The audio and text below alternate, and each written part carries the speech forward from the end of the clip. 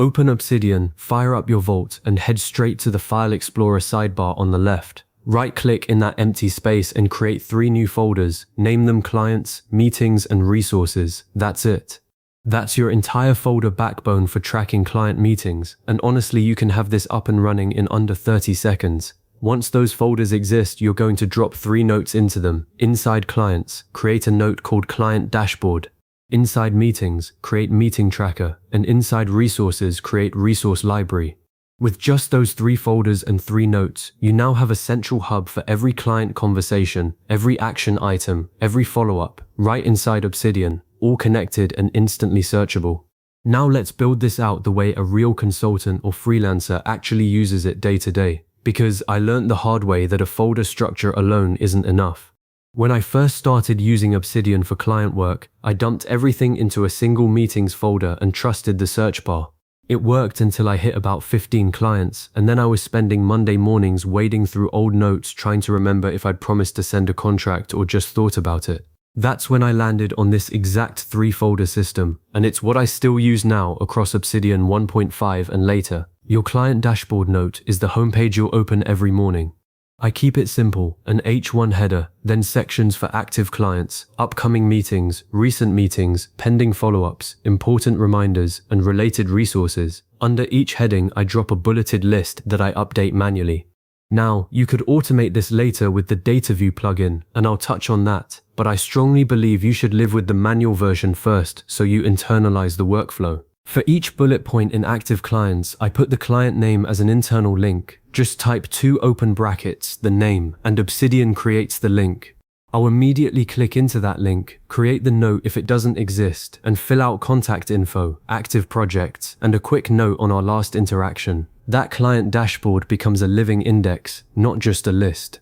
Over in the Meetings folder, your meeting tracker note is the template you'll duplicate before every call. Open that note and structure it like a real meeting one-pager. I use headers, meeting information, discussion summary, decisions made, action items, next meeting, and notes. Under meeting information, put placeholders like client, date, time, location, so you can fill them in quickly. The power move here is to never take a client call without having this note open and ready. As the conversation unfolds, I'm typing bullet points under discussion summary, capturing what they say, not what I think. Then I immediately record every decision in the decisions made section, because 5 minutes after the call, you will not remember that subtle agreement on scope. Action items go in the action items list, each starting with a person's name and a verb like Alex to send logo files by Friday. I save the note with a consistent title, the client name, a dash, the date in YYYMMDD format, and the word meeting. So Acme 202504110 meeting. That sortable naming convention is a lifesaver when you're scanning a long file list. After the call, I link this note back to the client's specific note using an internal link in the client notes recent meetings section, and I update the client dashboard to reflect upcoming follow-ups. That loop takes 30 seconds and guarantees nothing slips. One common mistake I see is people trying to put every resource inside the meeting note itself. Don't do that. Use the resource library note as a master index. Inside it, under headers like meeting templates, documents, reference materials, and useful links, I paste links to the actual files stored in the resources folder, contracts, PDF briefs, slide decks, or I embed them using Obsidian's native embed syntax. For a template, I actually save a clean copy of my meeting tracker note inside a subfolder called templates, and then use the insert template command from the templates core plugin. It's faster than copying and pasting from the original note each time, and you avoid accidentally editing your template. The resource library note itself acts as a map. I check it before a big pitch meeting to pull up the previous proposal and any reference guides. Now let's talk about properties and tags, because this is where Obsidian really sets itself apart from a generic note app. Properties are the metadata fields at the top of a note. On every meeting note, I add properties: client, meeting date, status, project, follow-up date, and last updated. To add them, click the 3 dots at the top right, choose Add File Property, and pick the type. I use text for client and project, date for meeting date and follow-up date, and a drop-down for status with values like pending, complete, and action required. Why does this matter? Because with properties you can search using Obsidian search operators. Want all meetings where the status is action required and the follow-up date is before next Tuesday? You can write a query like median status action required follow-up date in the search bar, and Obsidian lists them in seconds. Or use the Data View plugin and build a dynamic table right in your client dashboard that automatically pulls all upcoming meetings sorted by date. I have a Data View query that looks at my meetings folder, filters for notes with a meeting date property in the future, and displays client, date, and a linked note. It updates in real time. But again, start simple. Properties alone will already transform your ability to filter. Tags are the second layer. I use a few broad tags: hash meeting, hash follow-up, hash project name, and a hash client name tag for each client. So a note might have tags hash client acme, hash meeting, hash follow-up. This is especially useful when a client has multiple projects. You can tag a note with the project and then see all related meetings across that project with a single click. Tags work alongside properties, not instead of them. Properties handle structured data. Tags handle informal, ad hoc grouping. When I onboard a new client, I set up their client note with a tag for them right in the front matter, and I make sure every meeting note about them gets that same tag. It's a simple ritual that makes searching feel telepathic. Let me walk you through a real workflow from my own practice so you see how everything connects. I have a client call in 10 minutes. I pop open the client dashboard, see the client under active clients, click the link to their client note, and scan the last meeting note.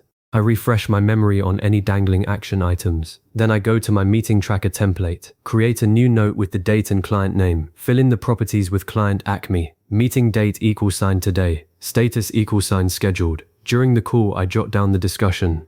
Afterwards, I complete the decisions made and action items. I backlink that note into the client note's recent meetings section, update the dashboard, and set a follow-up date property. Then I drop any shared documents into the resources folder and link them in the resource library with a note that says Acme Q2 contract signed version. That single loop means I've captured the conversation, documented decisions, set reminders, and organized supporting material, all inside Obsidian, with no scattered emails or sticky notes.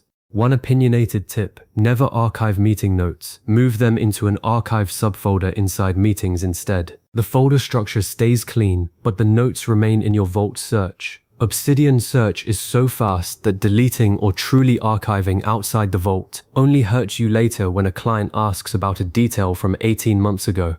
I once had to reconstruct the scope of a project based on a 2-year-old decision recorded in a note I'd moved to an archive folder. It took me seconds to find it with a tag search. If I'd deleted it, I'd have been digging through email archives for an hour.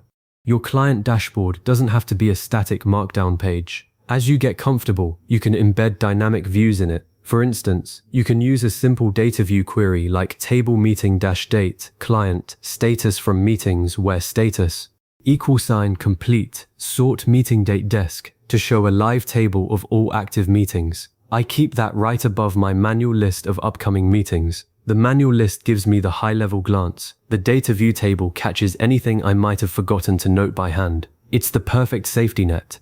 Finally, let's lock in the habit. I review the client dashboard every Monday morning, and before I shut down on Friday, I go through the pending follow-ups, check that every meeting note has its action items clearly assigned, and I'll add a quick reminder in the important reminders section if something needs attention the following week.